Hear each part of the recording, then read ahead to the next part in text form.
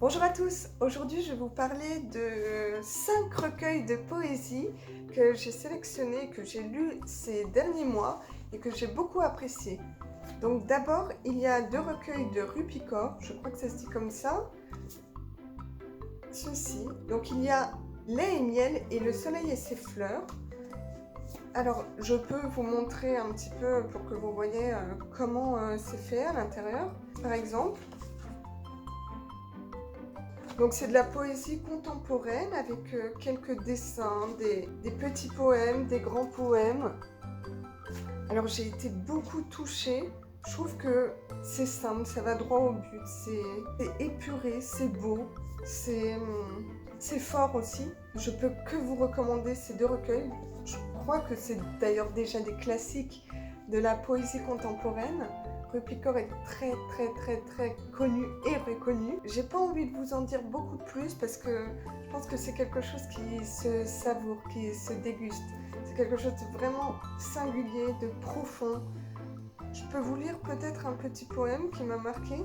Bon, par exemple, j'ai mis des petits post-it et là, j'en ai pris un au hasard. Donc, je vais vous le lire. Je ne veux pas de toi pour remplir mes parties vides. Je veux être pleine par moi-même. Je veux être pleine à pouvoir éclairer une ville entière. Et après, je veux de toi en moi, parce que nous deux ensemble, nous pouvons y mettre le feu. Voilà, c'est très simple, mais moi ça me touche beaucoup. Par exemple, là aussi j'ai mis un petit post-it.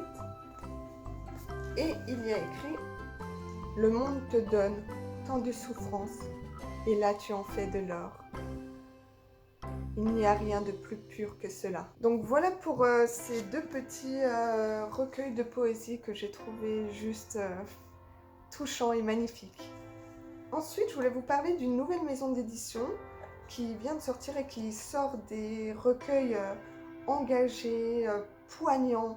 Vraiment, je trouve qu'on a besoin de ce genre de recueil en ce moment et même toujours pour tout le monde. Et donc il s'agit de l'Iconopop.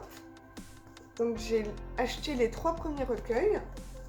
Alors, il y a le dérèglement joyeux de la métrique amoureuse de Mathias Malzieu et Daria Nelson. Donc comme ceci.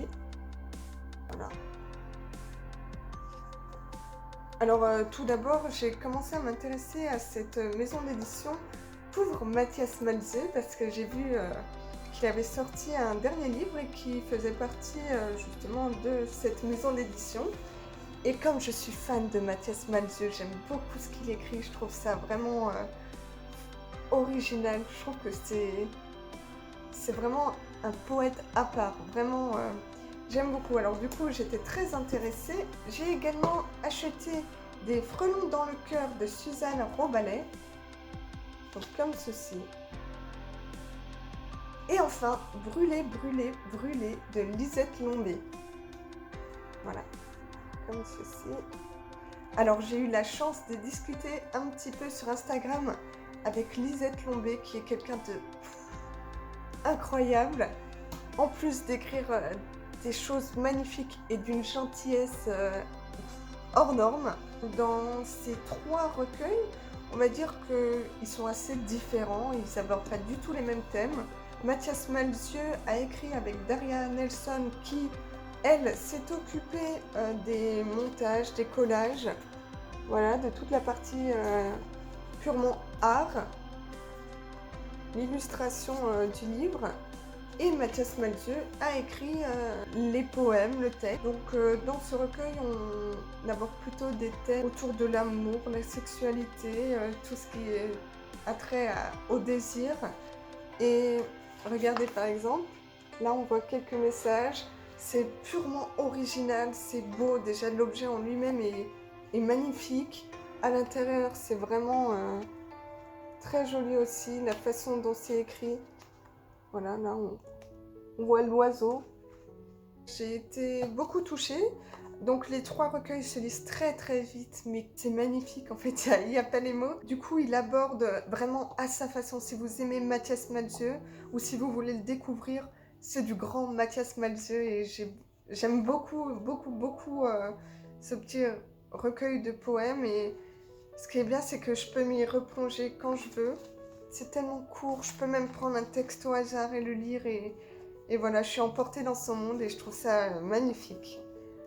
En ce qui concerne Lisette Lombé, justement, comme je vous le disais, j'ai pu lui parler parce que j'ai été tellement touchée que je trouvais important de la remercier pour ses mots. Parce que c'est important et je lui ai dit justement que j'aimerais que le monde entier le lise parce que c'est tellement important, elle aborde des thèmes vraiment forts et j'ai pas les mots. Et j'entends souvent des booktubeuses dire que quand elles ont adoré un livre, elles ont du mal à en parler. Et je me suis toujours dit, c'est bizarre, si t'aimes un livre, justement, tu peux en parler des heures. Ben oui, en effet, tu peux en parler des heures, mais pour aller dans les détails, c'est plus compliqué. Je suis aveuglée par tant de beauté. En fait, ce sont des mots coup de poing, coup de poignard. Ce sont des poèmes, donc c'est assez court, mais avec peu de mots, elle arrive à nous heurter, en fait. Je pense que personne ne peut être insensible à ces textes. Ils sont vraiment très forts. Elle parle de racisme, on va dire, de féminisme, elle parle de politique, elle parle de la famille, elle parle de l'homosexualité, Elle aborde plein de thèmes, mais d'une façon, ouais, comme je l'ai dit, droit au but, vraiment. Et c'est ce que j'aime avec la poésie contemporaine, c'est qu'avec peu de mots, on arrive à ressentir des émotions tellement fortes en abordant des sujets si importants. Donc voilà, j'espère que je vous aurai donné envie de lire Lisette Lombé et de vous intéresser à son travail. Et enfin, Suzanne Robalet, Des frelons dans le cœur. Alors, dans ce recueil, je dirais qu'il se rapproche un petit peu plus de celui-là, en abordant des thèmes tels que le corps, le désir, l'amour. Enfin, là, c'est ce qu'il y a écrit juste derrière, c'est les premiers mots, mais c'est exactement ça.